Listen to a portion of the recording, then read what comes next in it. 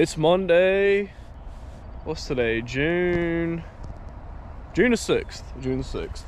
I'm back at work today and had a great vacation with my wife's family, which they say when you get married, it's your family too. So had a great vacation with the family. So went to Gatlinburg, Tennessee. I'm gonna put some pictures.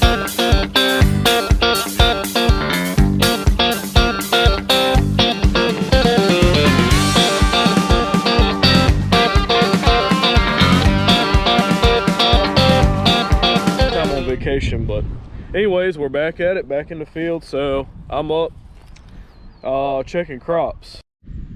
All right, so I'm out here checking for this first true leaf on our later planted cotton, and you can see it's got 2 leaves on there. So when this cotton first comes out of the ground, it looks something, I don't know, this one was a little late bloomer right here. It looks something like that with just those 2 leaves on it. But see, there's that first true leaf. But this cotton's got a little bigger, so got a little bit of insect damage right there. So we're gonna come out, we're gonna spray some orthene, acephate, whatever you want to call it, and a little bit of Roundup. The orthene is the insecticide to get the thrips out of here, and the Roundup, or the active ingredient in Roundup, glyphosate. It took me years to get that right, by the way. I used to call it like glyphosate, but it's glyphosate. But come out here, and the Roundup, that's gonna come and it's gonna kill that. That's actually, this weed right here is called Italian ryegrass. So get that killed. Yeah, and the reason why we want to kill those weeds is because it's sitting there competing with that cotton plant. So we want that cotton plant to reach its full potential and do all it can do. So less weeds, better yields. All right, so this is our last planted field of cotton, and as you can see, no insect damage whatsoever. And there's that first true leaf. So well, here, this one's got a little bit of insect damage, but this is what we want right here. This is what we don't want, but I mean, it's no big deal. We'll get that knocked out. But yeah, here's what the cotton plant really looks like when it first comes up. See, it's just the 2 leaves on there, and then it puts off that first, what we call true leaf. But yep, all the baby cotton plants are looking good. Wow, this corn has done some growing since I was gone last week. I just side dressed this a week and a half ago, or about a week ago, yeah. It was at my waist. I'm standing straight up right now. Look where it's at. This is looking great. This is why I do like corn. I love growing corn because this looks beautiful out here. And it's doing exactly what I want it to do. Look how dark it is down here. No weeds, so it's coming right on track with what we want it to do. Dark, light. Isn't that crazy? Look how the difference is. That's what we want. And then when it gets bigger and bigger and bigger, it's gonna sit there and it's gonna shade that row over so that the weeds shouldn't come back up. But check this out. It's already putting brace roots off. I want to say this corn is at the V7 stage, if I'm not mistaken. But yep, there's the brace roots. And what they're doing is they're providing extra protection. So when that corn's sitting there doing this number, look at that. Those brace roots are keeping it from knocking it over, which getting brace roots out this early is awesome because it's just adding that much more protection. Wow. This corn's up to my armpits, even above my head in some spots. Wow, this was such a surprise. I didn't think it was gonna get this tall while I was gone, but wow. Man, the beans are looking great too. They're at the perfect time. See this right here? And yeah, when I rode in here, I saw grass, but this is where I planted the beans and a storm was coming in on me. And they look beautiful. I cannot complain how they look, but what we're gonna do now is come out and do that Roundup spray, a little bit of micronutrients, and yeah. we're gonna get that sprayed, and what they're gonna do is hopefully we should have to come back out here one more shot to spray on them, and the beans are gonna sit here and they're gonna canopy over, and they should start doing their thing. But yeah, I'm not seeing any. Oh, we got a bloom. Yep, got a bloom right there. So yep, they're starting to bloom. That's awesome. And here's the new growth right here. So yep, these indeterminates are doing what they're supposed to. They're oh, here we go, we got another plant with some blooms. So as they're growing, they're gonna start putting blooms off. So I want to make big bean yields. Beans are not that expensive to grow, so if you can make good yields, you can make good money on them. That's what we're trying to do. Good morning, guys. It's now Tuesday. Had to make a run this morning. Gotta get some parts. Looks like somebody's getting a new turbo till. Looks so tiny when it comes from shipping. Nice Brandt grain cart. Oh, 6-row strip till rig. Ooh, I need that. Nice seed cart. Need that for hauling peanut seed and stuff. Oh well, get a good workout. Ooh, 2 new peanut combines. I wonder how wide they're gonna be. I don't see any heads or baskets or anything.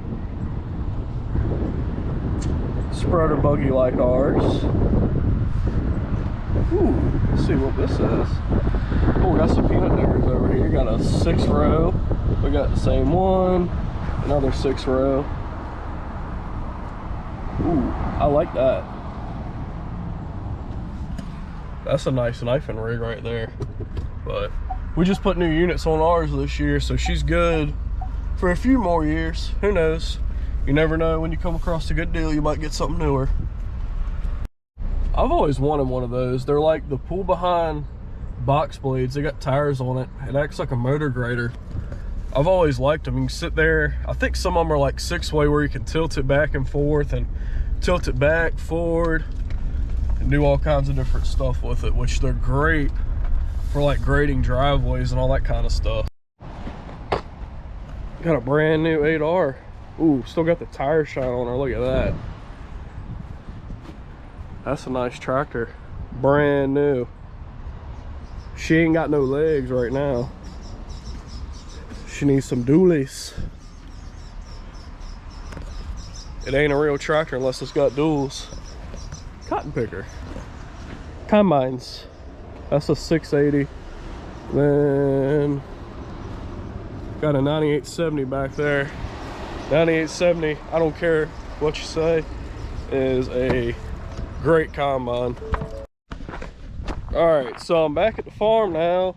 I'm gonna dump some Valent tank cleaner in here. I like to run this stuff because last year, spraying our first year back in peanuts, it just seemed like it did awesome. What am I trying to say? Yeah, it kept the just let it sit in the lines, let it get everything out of the lines. That way it's not picking up any herbicide or anything like that, because peanuts are not Roundup ready. So we just want to make sure that we get everything out of the lines to make sure it's not killing our peanuts. So I'm gonna do that and go rinse out and see what happens. All right, got that rinsed out. So now it's time to shuffle some equipment around. I gotta watch my steps in here. Last couple weeks, let's see, 2 weeks ago, I found a huge black snake, which I know black snakes aren't bad, but my theory is a good snake's a dead snake. And then not long after that, I found like a 2 or 3 foot long copperhead. I was like, almost right there at my feet, and I was like, oh no, I don't deal with copperheads. Let's just say that copperhead is now in a better place. But black snake, he's still living. He's still somewhere around here. I like to keep them around because they keep the copperheads dead. So, well, she's dead. So, I got a better idea. I think I'm gonna go I think I'm just gonna go and let her run for a little bit. Let the engine warm up and stuff, and let the oil get hot, and then I'm gonna let the oil out. Smells like nibbles in here. All right, let's see if she'll fire up. Crap. Battery switch. Looking for creatures. All right, that's on. Let's try again. Looking for snakes. I don't even want to walk on top of that plastic. Never know what the hell is gonna be up under that thing. All right, take two. There we go. Love the way this combine starts up. Here we go.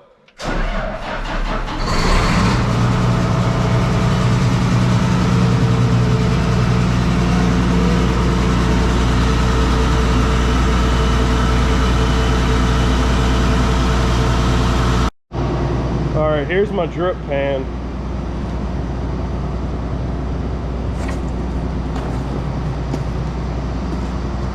All right, no surprises, cool.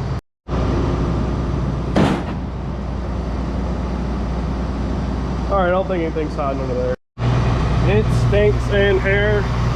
83.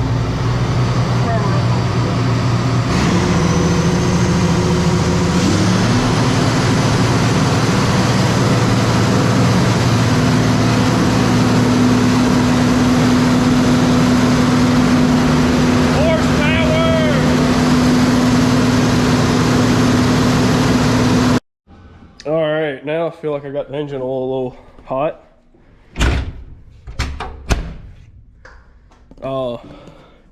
Yeah, these 70 series combines, let me get off this ladder.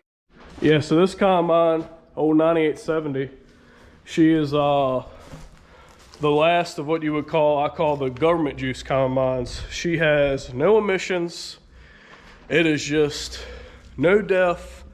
She is old, like, wow, I guess you could say old school diesel, which this is really honestly the only thing on the farm that we have emissions. It just has the diesel particle filter that it just goes, and how that works is I think the exhaust comes back into this EGR right here, and you're recirculating it back into the engine, and then it's going in out of the exhaust, which I'm just not a big fan of it. But anyways, we have to do what the government says, right guys? But anyways, but yeah, these 70 series combines are just, they're powerhouses. They're good combines. I'm not a big fan of the S600 series. All I've heard is they're just way underpowered. They said the 70 series will walk the dog around S600 series. I've heard the S790 is a great combine. The X9 I heard is a freaking beast. Twin rotor, that thing will do some picking. But yeah, this combine right here, man, she is the cat's meow. But ever wondered how you get to the engine of a combine? Just open that up and drop the lad over. All right, so that's my drip pan right there. I homemade that a couple years ago. I like it because this combine holds not 10 quarts, but 10 gallons of oil. So your average car holds 5 to 6 quarts. Yeah, 40 quarts. 40 quarts. About the same thing in the cotton picker. So I'm gonna go up here and let the oil out of it. All right, so this is a very hard, complicated process. So I'm gonna reach down here, and you probably can't see it. Oh, let me adjust my oil. There we go. And oil's letting out. Just that simple. Now I'm gonna go back to the ground. Yep, so the oil comes from the engine block all the way up there, down this tube, and right to there. So usually like to let this drain for about a couple days or so, just to make sure all the oil's out of it. I'm gonna go and cut the battery switch back off so nobody starts it up. But yeah, every couple years, even years, we change filters on the combine and the cotton picker. Then on odd years, we change all the filters on the big tractors. So, and then the other tractors that get used every once in a while, we just change them every few years or so. But yep, so I'm gonna let that drain out and I'm gonna go find something else to do. All right guys, well that's gonna do it for this week's video. Got a special surprise for y'all for the end of this video, so that's coming up next. Darn, my face looks really red in this. I ain't been wearing a hat today, but let's just say taking things to new heights. All right, y'all have a good one.